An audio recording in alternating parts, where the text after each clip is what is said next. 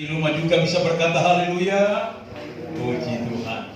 Salam sejahtera dalam kasih Tuhan kita Yesus Kristus. Puji Tuhan, kita boleh lagi bertemu di ibadah raya Minggu pagi hari ini. Sekalipun dalam situasi yang sangat-sangat terbatas, tapi saya percaya tidak bisa membatasi roh Allah bekerja di dalam kehidupan kita. Bisa berkata amin. Pagi hari ini saya berbicara dari hal hidup ini adalah kesempatan. Bisa berkata amin. Dan ini ayat ini, bahkan perkataan ini adalah menjadi semboyan hari-hari ini tentang hidup ini adalah kesempatan. Mari kita membuka Galatia pasal 6 ayat yang ke-10. Galatia pasal 6 ayat yang ke-10. Hidup ini adalah kesempatan. Galatia 6 ayat 10. Kita baca bersama-sama satu ayat ini dengan suara yang jelas, tentu pendengaran, karena iman timbul dari pendengaran akan firman Kristus. Yang tidak membawa Alkitab, ayatnya ada di slide di hadapan saudara. Kita baca bersama-sama 1, 2, 3. Karena itu, selama masih ada kesempatan bagi kita, marilah kita berbuat baik kepada semua orang, tetapi terutama kepada kawan-kawan kita seiman. Bisa berkata amin. Saya bacakan sekali lagi. Karena itu, selama masih ada kesempatan bagi kita, marilah kita berbuat baik kepada semua orang, terutama kepada kawan-kawan kita seiman. Amin. Nah, saudara-saudara, hidup ini adalah kesempatan. Apa yang dimaksud dengan kesempatan? Kita perlu pelajari. Apa yang dimaksud dengan kesempatan? Kesempatan adalah peluang untuk bisa dimanfaatkan dengan berbuat sesuatu yang menguntungkan diri sendiri, orang lain, apa terlebih Tuhan. Bisa berkata amin. Jadi kesempatan itu berbicara tentang peluang. Peluang untuk kebaikan diri sendiri, orang lain, apa terlebih Tuhan. Bisa berkata amin. Peluang untuk melakukan sesuatu yang baik untuk diri kita, untuk orang lain, amat terlebih untuk Tuhan. Itu kesempatan. Nah, saudara-saudara, terkadang kesempatan itu atau peluang itu tidak akan terjadi untuk kedua kali. Terkadang hanya satu kali peluang itu atau kesempatan itu. Oleh karena itu, gunakanlah kesempatan yang diberikan Tuhan kepada kita sebaik-baiknya.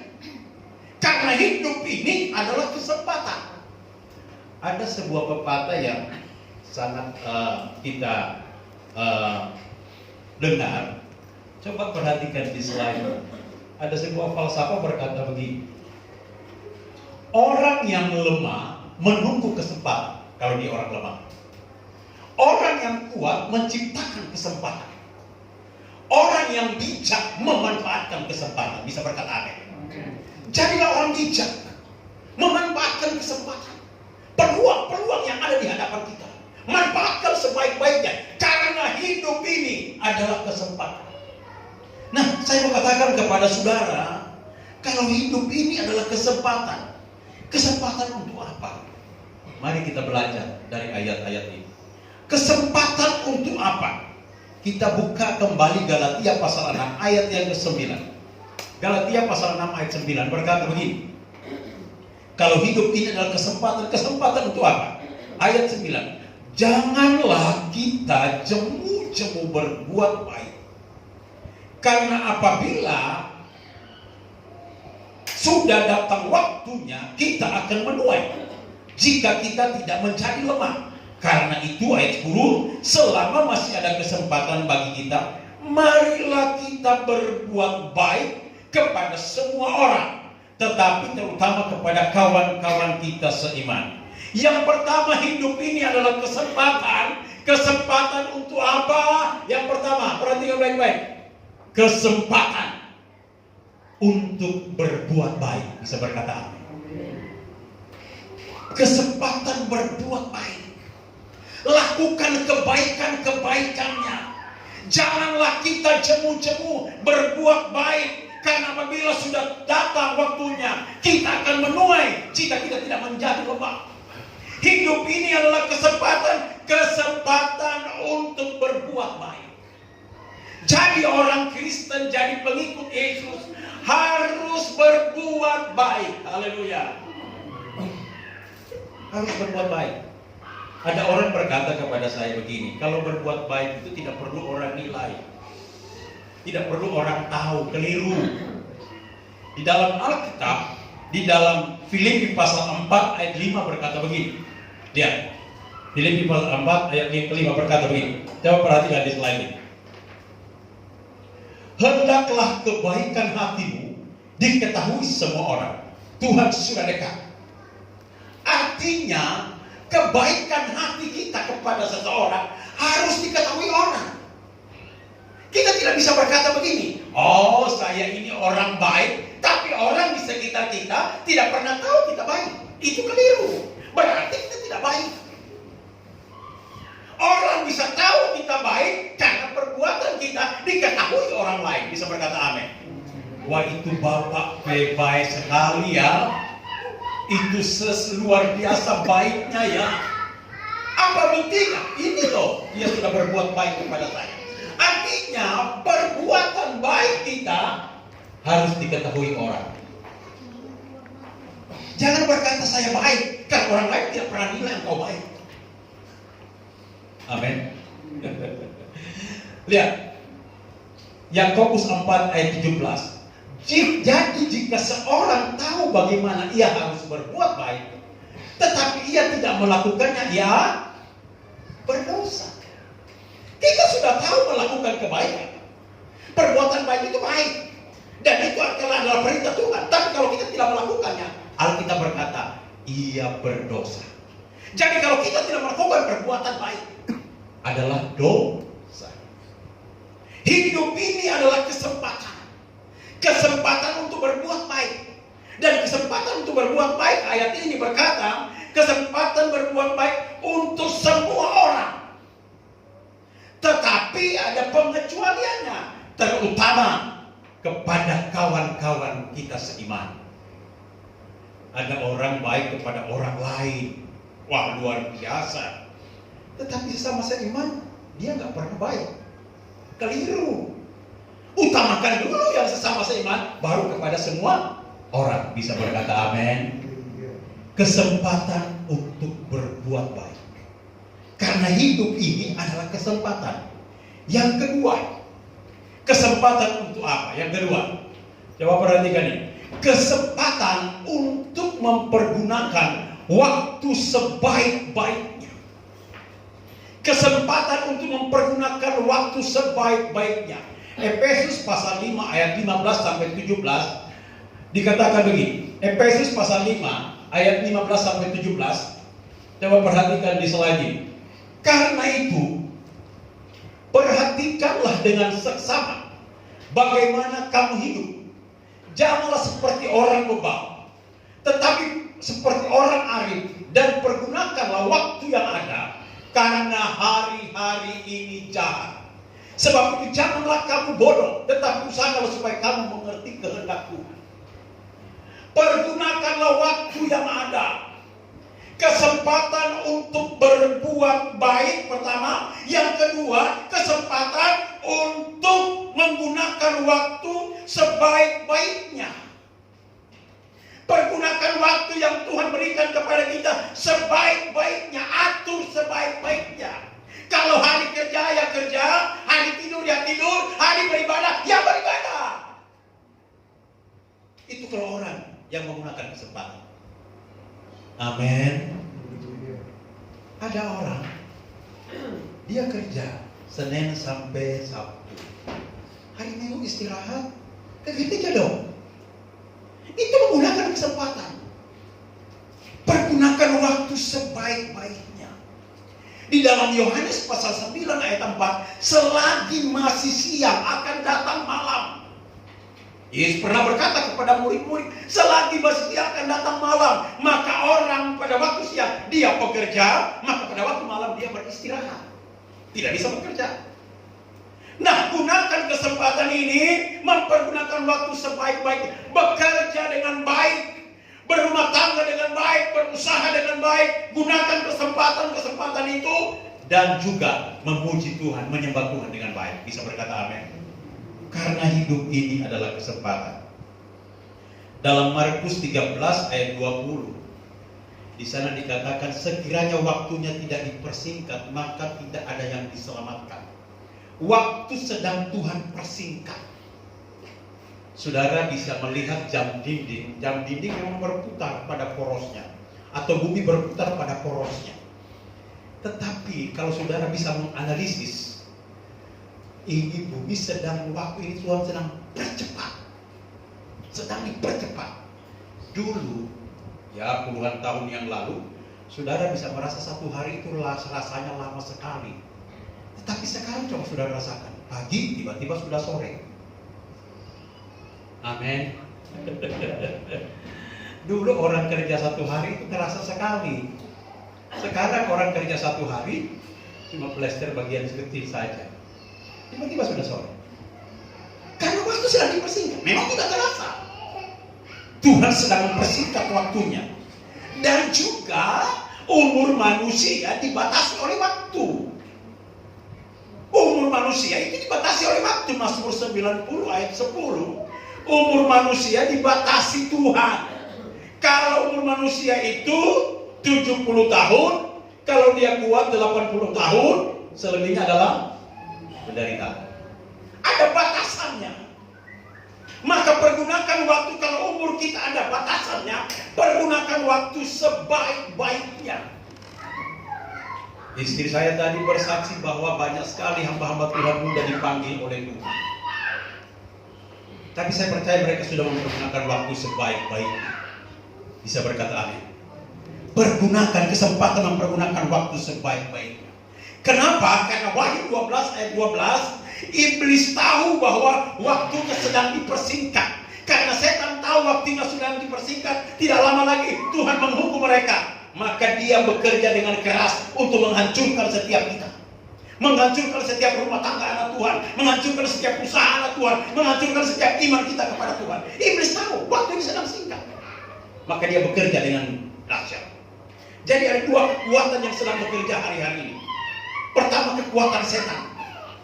Dia bekerja menghancurkan iman kita kepada Tuhan, menghancurkan rumah tangga Kristen, menghancurkan pelayanan kita kepada Tuhan.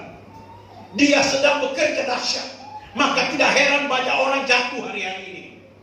Tetapi juga Tuhan sedang bekerja luar biasa hari-hari ini untuk tetap mempertahankan iman kita, membawa kita kepada hidup yang kekal. Tuhan sedang bekerja dengan dahsyat. Karena apa? Waktunya sedang dipersingkat. Oleh karena itu, pergunakanlah waktu sebaik-baiknya. Bisa berkata amin. Hidup ini adalah kesempatan. Yang ketiga, apa yang dimaksud hidup ini adalah kesempatan? Kesempatan menghasilkan buah. Kesempatan menghasilkan buah. Ya, kesempatan menghasilkan buah. Lihat ini. Sebelum saya berbicara dari hal poin ini, kesempatan menghasilkan buah, coba perhatikan di slide ini. Ini kedatangan Tuhan pada kali yang kedua. Dan waktunya sedang dipersingkat dan posisi kita sudah ada di sini. Tidak lama lagi akan terjadi pemisahan. Nah, di hari-hari terakhir menjelang masa antikristus, setan bekerja dengan dahsyat, dengan heran untuk menghancurkan setiap kehidupan manusia yang percaya kepada Tuhan. Tetapi juga Tuhan bekerja dengan heran, memberikan kekuatan iman kita sebelum Yesus datang pada kali yang kedua. Bisa berkata amin. Nah, coba lihat ini, ya. Sebelum gereja sempurna disingkirkan, itu ada masa aniaya antikristus. Masa aniaya antikristus ini adalah di mana antikristus akan memerintah 3,5 tahun lamanya. Di sini dahsyatnya kejahatan terjadi. Kejahatan terjadi begitu dahsyat. Tetapi orang yang menggunakan kesempatan, dia tidak mengalami masa aniaya ini, dia akan disingkirkan. di padang gurun di mana Tuhan pelihara dia. Tapi orang yang mati menggunakan kesempatan, ketika Yesus datang pada kali yang kedua, dia bangkit. Menyongsong kedatangan Yesus pada kali yang kedua. Tapi orang yang tidak menggunakan kesempatan dengan baik, dia juga dibangkitkan. Tetapi dibangkitkan setelah pemerintahan 1000 tahun damai. Dia dihukum, dimasukkan di api neraka. Maka pentinglah kita menggunakan kesempatan waktu ini sebaik-baiknya, karena itu menentukan posisi kita, disingkirkan atau tidak. Bisa berkata amin? Haleluya. Lihat nih ya, di gambar ini sering saya berikan kepada saudara, bisa dinaikkan ya. Ada 2 jenis orang percaya. Percaya sungguh-sungguh dan tidak percaya, dan percaya tidak sungguh-sungguh. Lihat, orang yang percaya sungguh-sungguh, dia akan disingkirkan. Ya, ini akan terjadi 2 jenis seperti ini. Nah, dia akan disingkirkan. Yang tidak percaya, nah, dia menjadi gereja sempurna, disingkirkan. Dia dipisahkan, yang tidak percaya ditinggal. Nah, yang memproses ini siapa? Tuhan. Kalau Tuhan sudah memproses, Alkitab berkata kalau dia menutup pintu, tidak seorang pun bisa membuka. Tapi kalau dia membuka pintu, tidak seorang pun yang bisa menutup. Bisa berkata amin? Akan terjadi seperti ini pemisahan. Maka di akhir zaman akan terjadi tangisan yang luar biasa. Mana gereja sempurna, mana gereja yang tidak sempurna. Gereja tidak sempurna, dia akan masuk dalam pemerintahan antikristus. Nih, 3,5 tahun. Tapi gereja sempurna, dia akan alami penyingkiran gereja, dipelihara oleh Tuhan. Tapi yang tidak sempurna, sebelum Tuhan datang ada masa aniaya antikristus, dia mengalami aniaya besar-besaran di sini. Ini gereja. Jadilah gereja sempurna, mempergunakan kesempatan yang Tuhan berikan. Bisa berkata amin. Nah, yang ketiga tadi saya mau katakan kepada saudara, hidup ini adalah kesempatan menghasilkan buah. Apa yang dimaksud dengan kesempatan menghasilkan buah? Kesempatan menghasilkan buah. Coba perhatikan ayat ini. Filipi 1 ayat 22 berkata begini. Tetapi Paulus berkata, tetapi jika aku harus hidup di dunia ini, itu berarti bagiku bekerja apa? Memberi buah. Jadi mana yang harus kupilih? Aku tidak tahu. Dia nggak tahu mau kemana, mau jadi apa ke depan. Yang penting ketika dia hidup, dia memberi buah. Itu Paulus. Yohanes 16:16, bukan kamu yang memilih aku, tetapi akulah yang memilih kamu, dan aku telah menetapkan kamu supaya kamu pergi dan menghasilkan buah, dan buahmu itu tetap, supaya apa yang kamu minta kepada Bapa dalam namaku diberikannya kepadamu. Bisa berkata amin. Tuhan telah memanggil, memilih kita. Ada banyak orang salah dalam pengiringannya kepada Tuhan. Dia berkata begini, saya kan jadi orang Kristen karena pilihan saya. Saya kan jadi jemaat GPDI Yesus Jawaban karena pilihan saya ada di gereja ini. Tidak. Saudara menjadi anak Tuhan, saudara menjadi anggota gereja GPDI Yesus Jawaban di sini, itu karena Tuhan yang pilih. Bisa berkata amin. Itu pilihan Tuhan. Nah, kalau Tuhan yang pilih, maka dia juga akan bertanggung jawab atas hidup kita.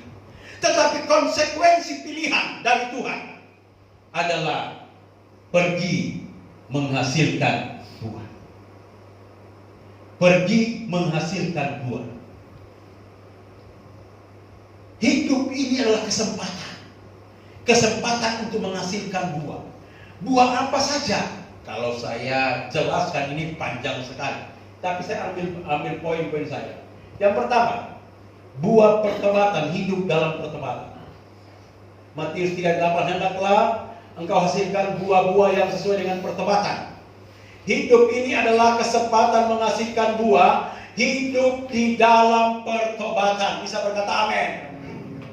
Sebab ada banyak orang Kristen tapi hidupnya nggak bertobat. Hasilkanlah buah-buah sesuai dengan pertobatan.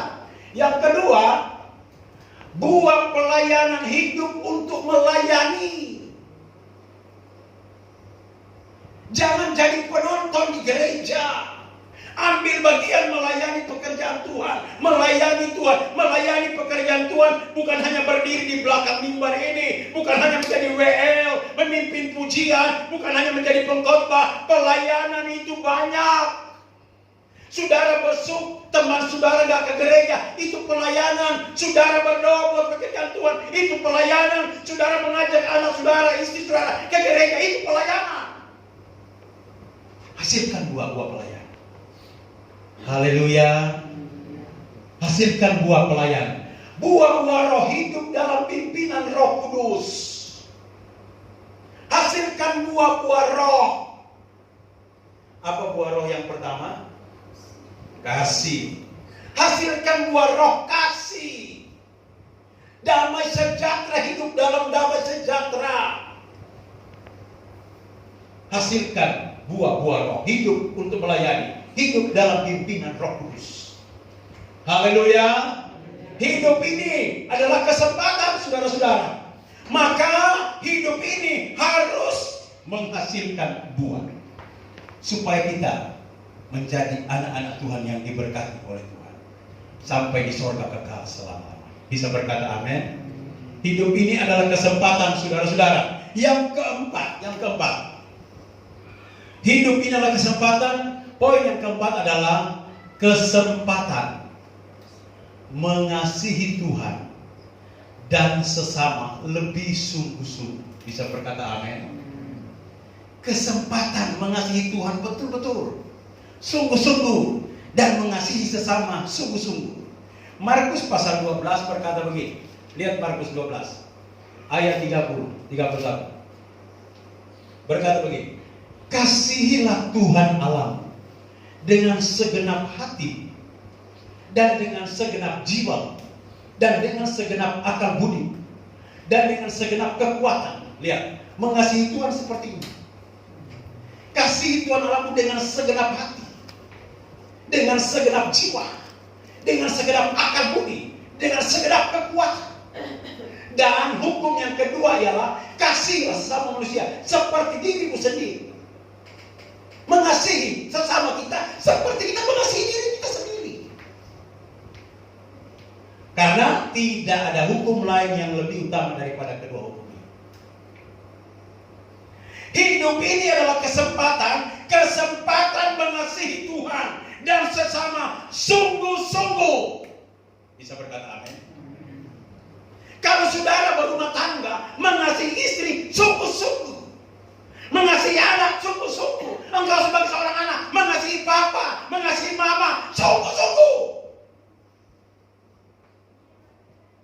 Jangan kalau papa kasih uang senang, tapi kalau papa tidak kasih uang ditendang. Apa isi sepak bola? Ya. Mengasihi anak sungguh-sungguh, mengasihi Tuhan sungguh-sungguh, mengasihi suami sungguh-sungguh, mengasihi istri sungguh-sungguh, mengasihi orang tua sungguh-sungguh. Amin. Hidup ini adalah kesempatan mengasihi Tuhan dan sesama sungguh-sungguh. Coba lihat saudara, kasih itu adalah puncak kekristenan. 1 Korintus 13 berkata ayat 13 berkata begini. Demikian tinggal 3 hal ini, yaitu iman, pengharapan, dan kasih. Dan yang paling besar di antaranya ialah apa? Kasih. Coba lihat. Iman, pengharapan tidak dikatakan paling besar, tapi yang dikatakan paling besar ialah kasih. Yang akan tertinggal di dalam dunia ini adalah iman, pengharapan, dan kasih. Tetapi yang kita berkata kasih itu lebih besar. Iman kita kepada Yesus bisa berakhir kalau Yesus datang pada kali yang kedua. Selesai. Karena apa yang kita imani sudah datang. Pengharapan kita kepada Yesus berakhir karena Dia yang kita harapkan sudah datang. Tetapi kasih tidak berkesudahan. Semakin Dia datang, semakin kita mencintai Dia, mengasihi Dia. Bisa berkata amin. Makanya kesempatan mengasihi Tuhan dan sesama lebih sungguh-sungguh lagi. Haleluya. Saya percaya kalau kita kasihi Tuhan sungguh-sungguh, kita korbankan apa saja untuk Tuhan. Bisa berkata amin. Korbankan apa saja untuk Tuhan. Kalau kita mengasihi Tuhan sungguh-sungguh, Kalau kita mengasihi rumah tangga kita sungguh-sungguh, kita korbankan apa saja demi istri, demi anak-anak, demi suami, dan demi siapa saja yang kita kasih. Haleluya. Korbankan apa saja untuk orang yang kita kasih. Itu namanya mengasihi Tuhan dan mengasihi sesama sungguh-sungguh. Coba lihat ini. Kasih itu puncak kekristenan. Lihat, ya. Kita didasari dengan iman percaya kita kepada Tuhan. Baru meningkat lagi, kita menjadi orang baik karena kita beriman. Ya, baru kita bisa mengetahui firman Allah. Orang berpengetahuan. Orang berpengetahuan tentu dia bisa menguasai dirinya. Lihat ini, dia tekun. Orang yang bisa menguasai diri dia pasti tekun. Dia pasti saleh taat beribadah. Dia mengasihi sesama manusia ini.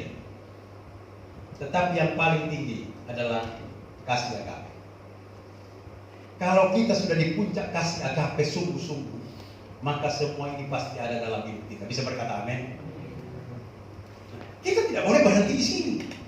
Harus naik terus. Coba lihat ya. Harus naik terus ya. Lihat. Untuk capai puncak di kasih yang mengasihi Tuhan sungguh-sungguh. Kasih agape adalah kasih yang tidak menuntut balas. Kasih sungguh-sungguh. Nah, itu dimulai dari sini. Tidak langsung di sini. Mulai dari bawah. Kita percaya kepada Tuhan sungguh-sungguh. Kita berbuat baik sungguh-sungguh. Kita mengetahui firman Allah sungguh-sungguh. Kita menguasai diri sungguh-sungguh. Kita tekun kepada Tuhan sungguh-sungguh. Kita saleh taat kepada Tuhan sungguh-sungguh. Kita mengasihi sesama sungguh-sungguh. Baru sampai di pada puncaknya. Seperti Yesus. Berikan kemuliaan untuk Tuhan kita. Ini yang Tuhan inginkan dalam hidup kita. Mengasihi Tuhan dan sesama lebih sungguh-sungguh. Yang terakhir Bapak Ibu, yang kelima, hidup ini adalah kesempatan. Kesempatan karena di akhir kehidupan. Perhatikan, hidup ini adalah kesempatan. Kenapa? Karena di akhir kehidupan Tuhan meminta pertanggungjawaban. Di akhir hidup kita, ketika kita mati, Tuhan minta pertanggungjawaban dari kita. Mana tanggung jawab? Jadi bukan biasa-biasa saja mati selesai, tidak. Ada pengadilan di balik kematian. Tuhan minta pertanggungjawaban. Seperti seorang bos, dia memperkerjakan karyawannya. Setiap akhir tahun dia pasti minta pembukuan, pertanggungjawaban dari karyawannya. Apa yang kamu sudah buat, berapa yang engkau hasilkan untuk mengembangkan usaha ini. Tuhan minta pertanggungjawaban di akhir hidup kita. Pertanggungjawaban apa? Lihat seperti ini. Setiap kita diminta pertanggungjawaban seperti ini. Apa yang engkau buat selama kau hidup dalam dunia? Nih, dicatat semua sama malaikat, segala tindak tanduk kita di bumi. Diminta pertanggungjawaban. Diminta pertanggungjawaban. Diminta pertanggungjawaban. Lihat, antri untuk mempertanggungjawabkan hidupnya di akhirnya. Di akhir hidupnya semua mempertanggungjawabkan. Ada yang terangkat, ada yang tertinggal. Semua kita diminta pertanggungjawaban. Coba lihat ini video ini, coba klik video yang sudah lama. Ini diminta pertanggungjawaban. Saudara, ini video. Klik di anunya. Nah, semua ada pintu surga, ada pintu neraka. Diminta pertanggungjawaban, tidak bisa pertanggungjawabkan, langsung di neraka kekal. Semua kita diminta pertanggungjawaban. Satu demi satu. Mana pertanggungjawabanmu? Tidak bisa menunjukkan. Hell, neraka kekal.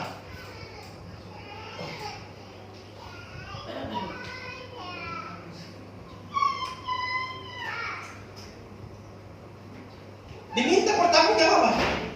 Mana pertanggungjawabanmu? Tidak bisa menunjukkan.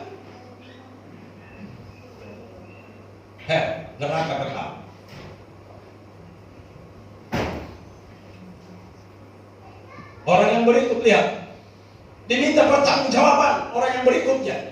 Apa yang terjadi kepada orang yang berikut? Mungkin dia berkata, ini saya sudah melayani Tuhan, tapi gak sungguh-sungguh. Saya sudah memimpin pujian sungguh-sungguh. Saya sudah berbuat baik sungguh-sungguh. Tapi yang menilai itu Tuhan. Dia berbantah-bantah. Mana pertanggungjawabanmu, kata malaikat? Gak bisa. Engkau tidak bertanggung jawab dalam pelayanan, dalam pengiringanmu. Dia pusing, tidak bisa masuk karena dia itu pertanggung jawabannya. Tidak bisa.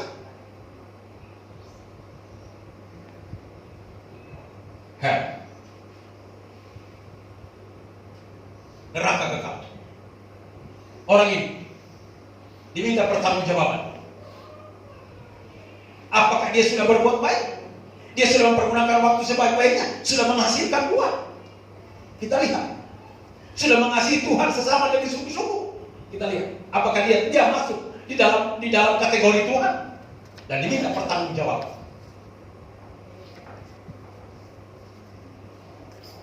Apa yang terjadi ketika semua dibacakan? Ternyata dia orang yang bertanggung jawab dan dia lolos dari kesempatan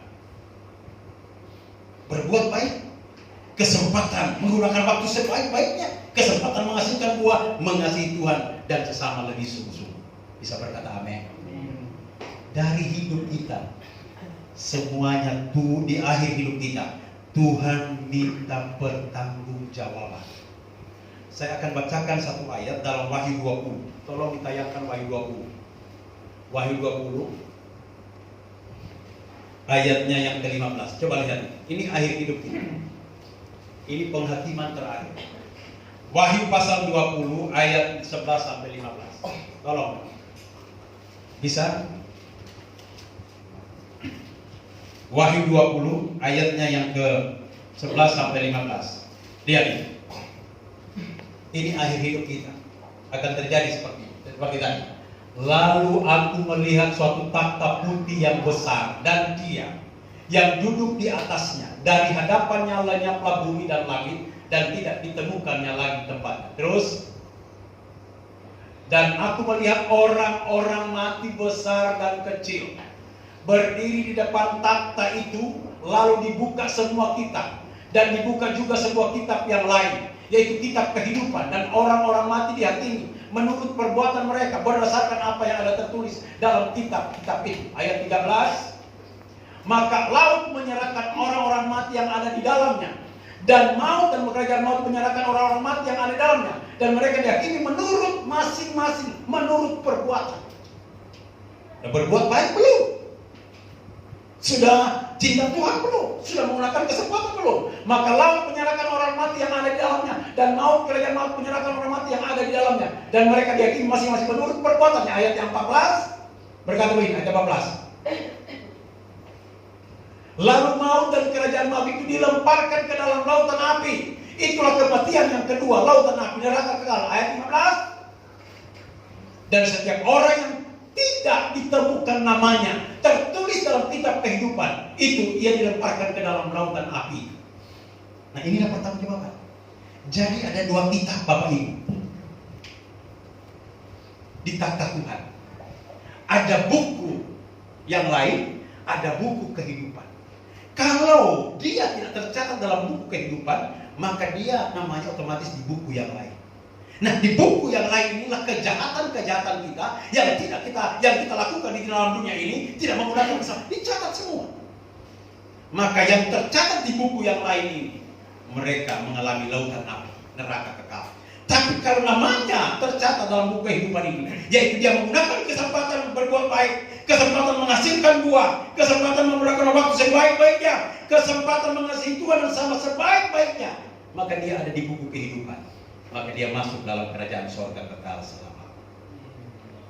Haleluya. Pergunakan kesempatan yang Tuhan berikan. Umur kita tinggal berapa sih? Manusia 70 tahun, dia buat 80, selebihnya adalah penderitaan. Gunakan kesempatan yang Tuhan berikan. Semasa Tuhan berikan umur panjang mereka. Bisa berkata amin? Saya undang saudara, hidup ini adalah kesempatan. Kita nyanyikan pujian. Haleluya.